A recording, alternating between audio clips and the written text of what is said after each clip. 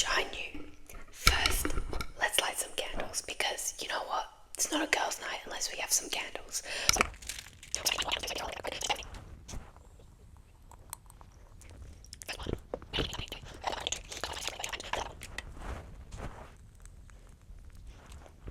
Alright, this is cute.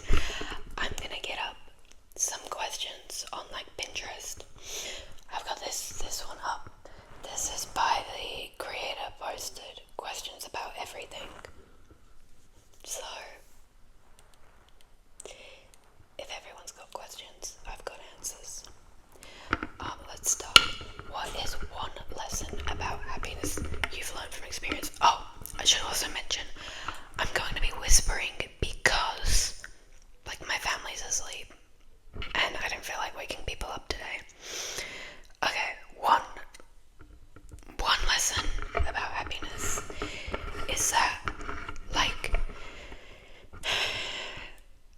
the only way you can truly be happy is, like, being, like, loving yourself and being with people that make you happy.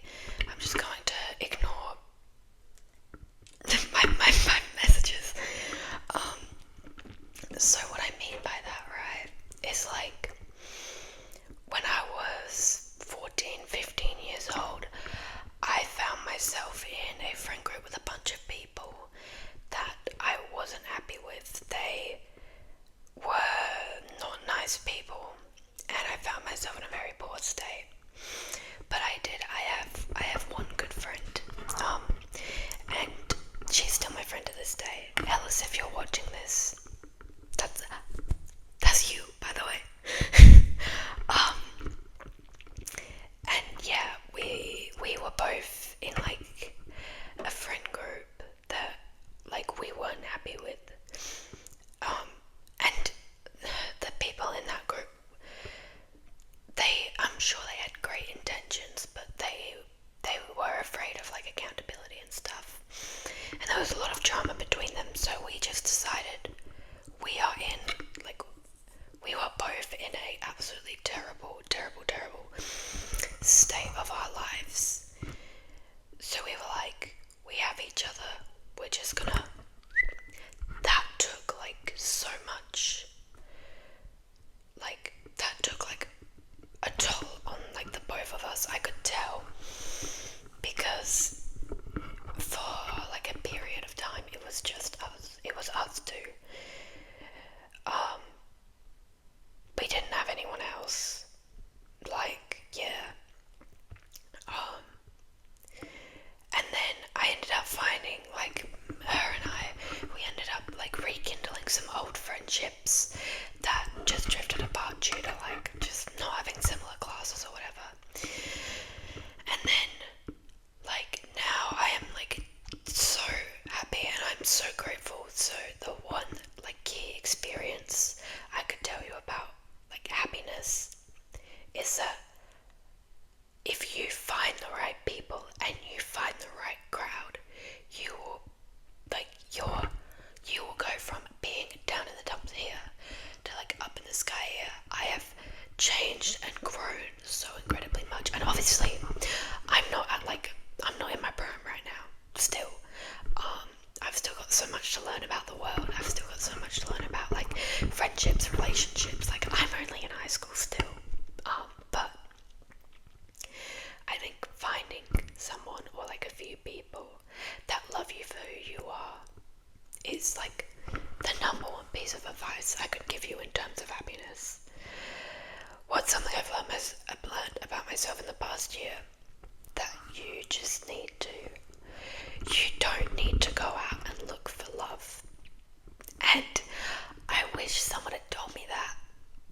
Like, I wish someone had told me that December of last year, or not last year, technically, the year before, 2024, December of 2024, I felt like I needed a boyfriend because, like, my friends were getting into, like, a relationship and whatever. So, I did what any girl would, and I went on Snapchat, which I don't even use anymore. Like,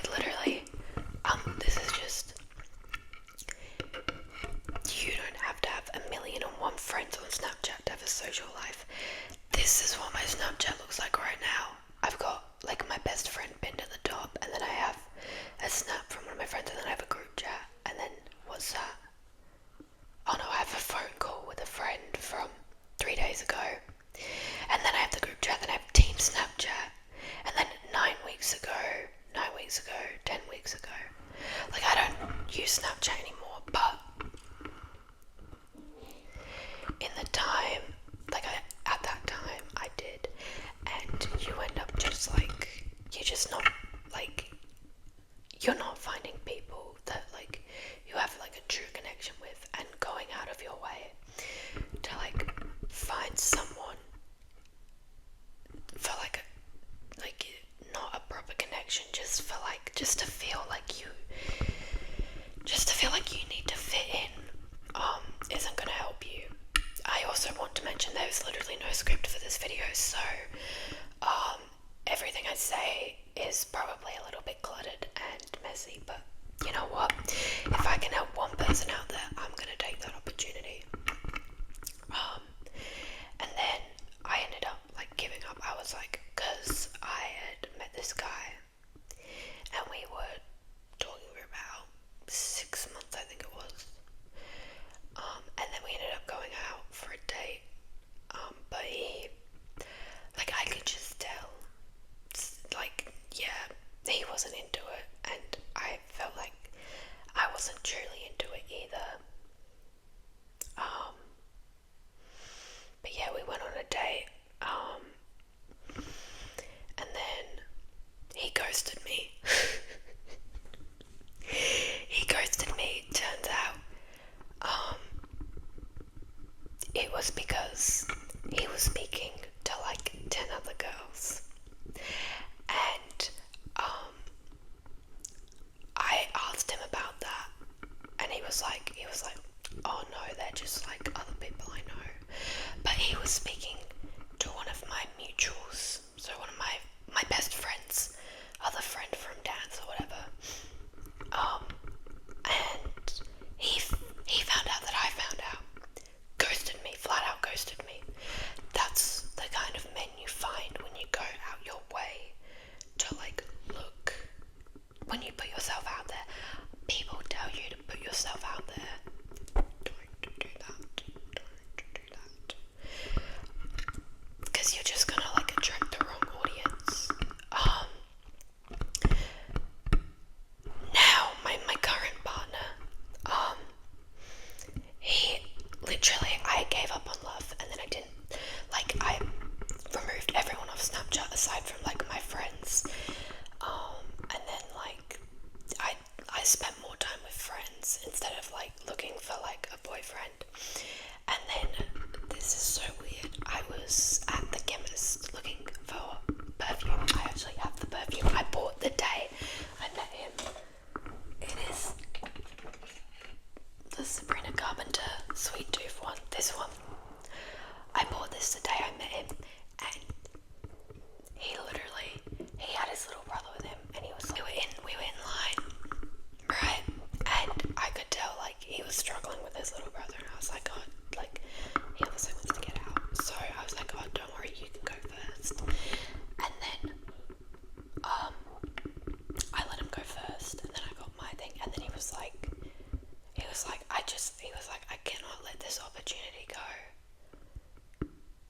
There's just, can I have, oh no, he just said, can I have like your Instagram? And I was like, yeah, sure, because like I've had people ask me for my Instagram. I don't really care. And then he told me that he was actually terrified of women. And he didn't know what came across him, but he just felt like something was telling him he couldn't let the opportunity go. And he is the sweetest man that's walked into my life. He's not even looking for love. I wasn't even looking for a boyfriend. And he just walked into my life. Granted, we did speak for like 2 months to get to know each other, until we actually started like dating. I should make that very clear. How do you handle rejection? Depends what I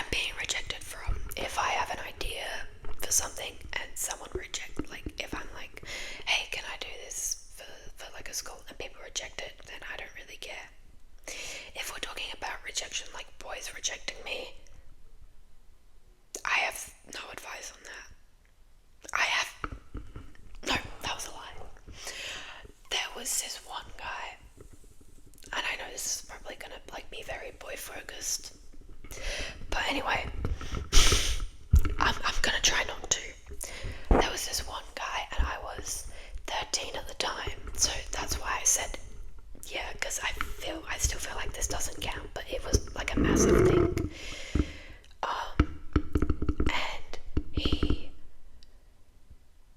And I had like a massive crush on him, and he was in the year level like above me, and I had known him because we were in the same class in year 6, and this sounds so dumb because it's so long ago. And I had like a massive crush on him. Like we were, I don't know, I feel like in year 6, year 5, 6, I would have definitely like said we were like friends. Like we weren't super close, but like we spoke a lot. And then, like he knew I had a massive crush on him, and then he ended up like sending me this message about how he's like willing to like date me and give it a go, and I was so happy. I was out the moon. I was so excited. And then it turned out that one of his friends offered him $50 to date me, and he broke up with me a week after. That's like the only time I reckon I've actually been rejected. And I did not handle it well. I will tell you that. I was through the roof in rage, and I couldn't tell if it was like rage because I was sad or rage because like he had lied to me. I don't know. But that was like a massive thing, and I didn't handle it well. But like I feel like from then, like now I've kind of learned, like, I don't know. If I were to ask a guy out and he were to reject me, I wouldn't really care. I would be like, well, at least I gave it a go. Like, that's all that matters. You give it a go, you give it like your best shot, and if it doesn't work out, then that's okay, because like there's always going to be more opportunities in life. Yeah. Okay, what's one topic you could discuss for hours without getting bored? Okay. I have to think. Right, like I kind of have, oh, there goes another candle. Like my biggest like thing right now, Project Hail Mary. I'm obsessed with that film. I kind of have like this kind of thing where I like go like I'm like, oh, I really like this thing now. Oh, now I don't really like it. Now I like it again. Yes, bring it back. So right now it would be Project Hail Mary. Realistically, I love talking to like my like this is really bad. We should not beat the dead horse. We should not dwell in the past. I should be holding this microphone properly, but it's on the stand, so oh well. But we just love like bringing up new topics, and it's a really bad thing.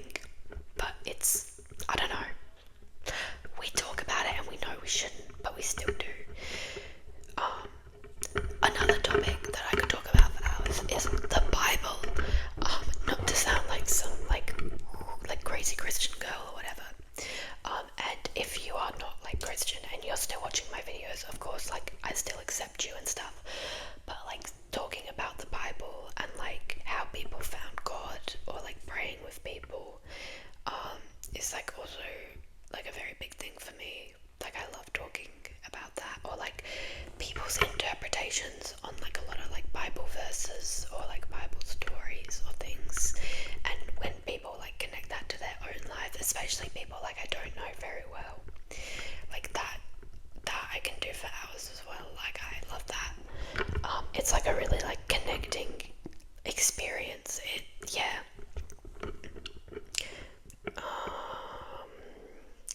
If you had unlimited resources, how would you spend your life? I would, if I could do anything with my life right now,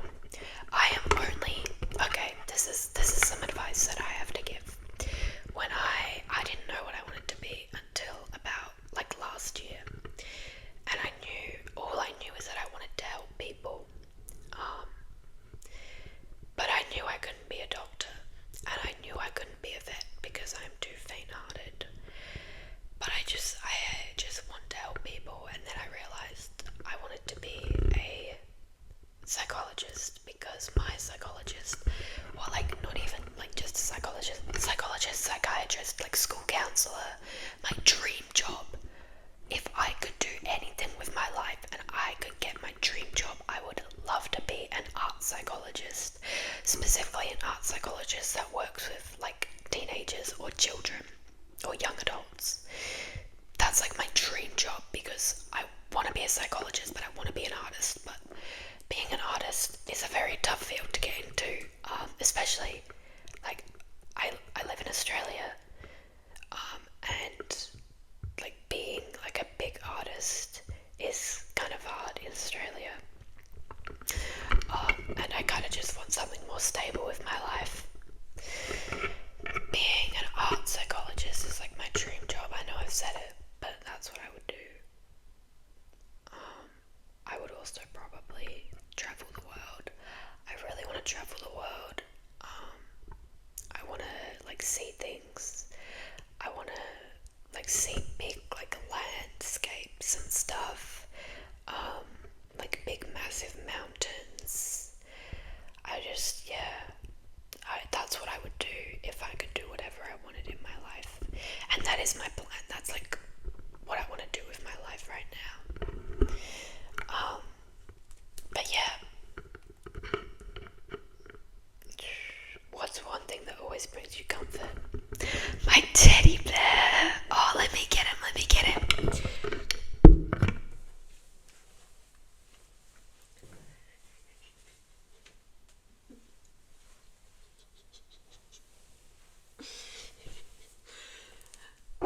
Look who's joined the party. I love my teddy bear so much. He is literally my comfort. I don't know, if I need to cry, I cry to my teddy. If I need a hug, I hug my teddy. I love my teddy so much. He's my baby, I love him. My boyfriend's really jealous of the teddy bear, and every time like we're cooling and I've got the teddy bear, he's like, stupid teddy bear. He doesn't hate teddy bears, he's got a teddy bear of his own. He just hates this one. This is what always brings me happiness. I love this bear. Okay.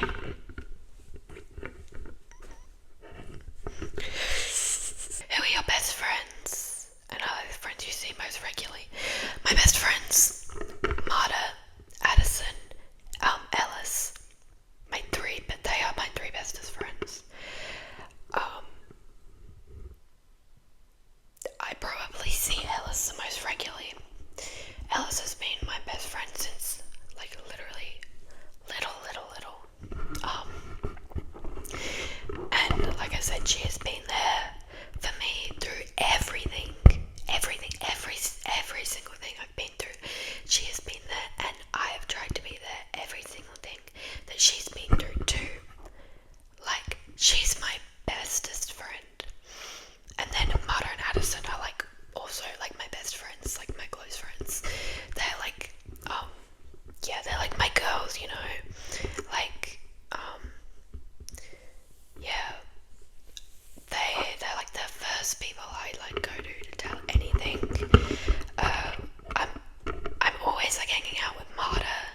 Addison, like, she's just got like insane stories to tell, and like I love her so much. And it's so funny to think like Marta and like Addison, I didn't know until the start of last year, because she came to my school. Marta I knew in year 7, but like we drifted apart midway through like year 8, and then we rekindled again at like the start of year 10, and we've just been like best friends ever since then. And Ellis has been there with me through everything. If you can find people like that in your life, like people that just bring you so much joy no matter what, like 3 examples: someone that I've rekindled with, someone that's been through with me through everything, and someone that I've only known for a small bit but it feels like I've known them forever. Those, like, even if you just have one of those friends, you have something much more important than any kind of boy